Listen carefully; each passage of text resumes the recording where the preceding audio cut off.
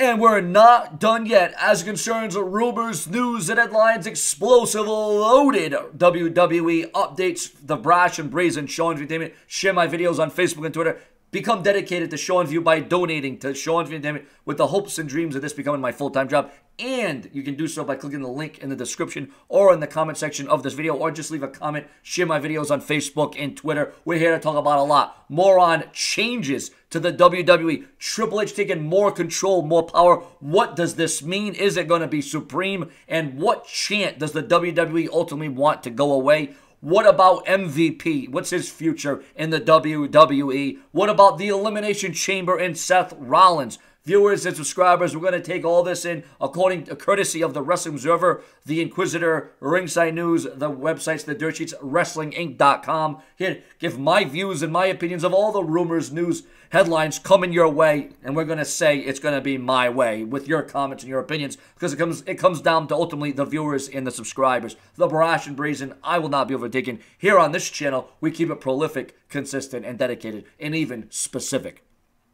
Despite Vince McMahon's comments, Dave Meltzer reported in the Wrestling Observer Radio that the feeling is that Triple H will be given a lot more control in the WWE, which would lead a lot to assume, a lot of rumors. There could be changes, there could be advancements, there could be progress made with changes in the WWE, and that's about the changes. Because there's been a lot of abrupt stops, there's been a lot of developments, there's been a lot of rewrites, there's been a lot of, unorganization. Maybe with Triple H taking over, maybe WWE can up the ante and be more edgy and be more TV-14 and be more over the top and be more unpredictable. Maybe those are the huge changes under Triple H's direction with Vince McMahon out of the light. But we know Vince McMahon will never be completely out of the light. But then again, he may. You just never know. Vince McMahon can change the rules and the predicament. But before we dive more into that, MVP had a one-off appearance. MVP says he will not be returning to the WWE.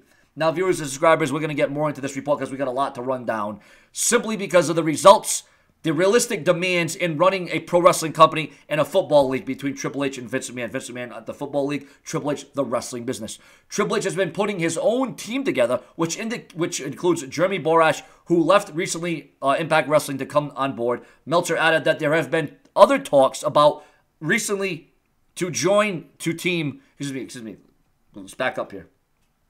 Which left recently Impact Wrestling to come on board. Meltzer added that there have been others talked about recently to join his team, that means Triple H, to eventually fill key roles when he is in charge. So there is a plan, there is a predicament for Triple H to be in charge, and Triple H to be at the front of the line, and he'll be walking the line, and Triple H is going to change a lot of people's minds, hopefully for all the right reasons. We've seen what Triple H has done with NXT. That is his baby, but you got to wonder now, you got to think now, there's a whole different world of NXT and Raw and SmackDown and, the lead writers and the head writers and the creative writers. PW Insider reported that Vince recently stepped aside to put Triple H in charge of running 205 Live, which explains the different feel of the show of the past couple of weeks. Triple H is now bringing back some of the original aspects of the Cruiserweight Classic, including more of focus of in-ring work and the original presentation of the talent. The original presentation. That's key in this report about changes in the WWE. The original presentation. If you're talking about original presentation, you got to be talking about storylines and angles and backstage shenanigans and promos and predicaments and situations and giving the viewer a reason to tune in. I hope that's what they mean by original WWE content. Tournaments, perhaps Taboo Tuesday, bring back original WWE pay-per-views. Triple H expected to have more of a role in the WWE from that report. Now, on the latest edition of the Wrestling Observer newsletter, it was revealed that Seth Rollins and Jason Jordan were both originally set to be a part of the Elimination Chamber until Jordan's injury became a concern. But that's not the only downturn. That's not the only thing that's weighing down Seth Rollins. Dean Ambrose went down with an injury. Remember, Dean Ambrose was going to turn heel. Jason Jordan was going to turn heel. And now Seth Rollins got two superstars that he was supposed to feud with at WrestleMania. So Jordan stepped in Dean Ambrose's absence. And now Jordan goes down with an injury. Seth Rollins is having a string of bad luck. But there's more to the report. Let's get into it. Remember to donate to Show and View Entertainment by clicking the link in the comment section or the description of this video. And please go rate and review my Show and View page over on Facebook. The men's Elimination Chamber match also had some changes. The original idea included Jason Jordan and Seth Rollins, who were both pulled, Jordan due to the neck injury, Rollins for whatever reason. It's likely that Rollins wasn't there to work something with Jordan, as from television, that looks like the Mania direction. That was it. On television, they continued the angle on television, claiming Jordan had suffered a neck injury and wanting to set up a match on Raw and wasn't medically cleared. Then Kurt Angle sent Jordan home, which was a cover story, as Jordan had minimally invasive neck surgery on 2/8 on a herniated disc, which caused strength issues, including with gripping. Over the past several weeks, WWE has been quite smart with the booking of Jason Jordan, which has allowed him to still be a part of storylines without actually competing. But now that he has undergone surgery, it could be WrestleMania. His WrestleMania plans could be up in the air. They could be in jeopardy. While discussing SmackDown's new top 10 list, Dave Meltzer claimed on today's installment of the Wrestling Observer Radio that WWE doesn't want fans chanting 10, and that's the reason why Ty Dillinger has been kept off weekly programming. SMH, shaking my head. The fans chant what? They chant CM Punk.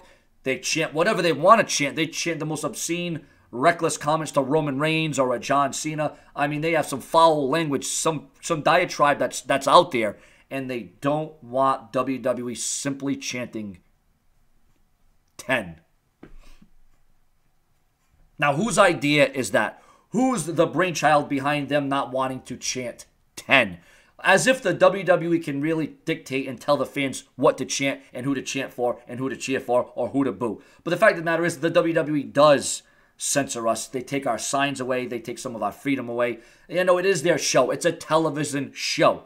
But sometimes the WWE, when you look at WWE in 2018, 17, 16, it's not really a television show. It's more of a live event. It's more of a house show. It's match after match. There's no conflict. There's no backstory. There's no reason. There's no rhyme. There's just match after match. The WWE has seemingly turned into a house show. Raw and SmackDown is not a live show anymore on TV. I mean, I know realistically it is, but they don't run it like a television show. They don't run it like a well-oiled unit. There's rewrites, there's changes, there's conflict, there's controversy, there's disruptions, there's anarchy. There's all these things going on before WWE even gets Raw or SmackDown on the air, and there could be several rewrites, or the show could be rewritten as the show's on the air.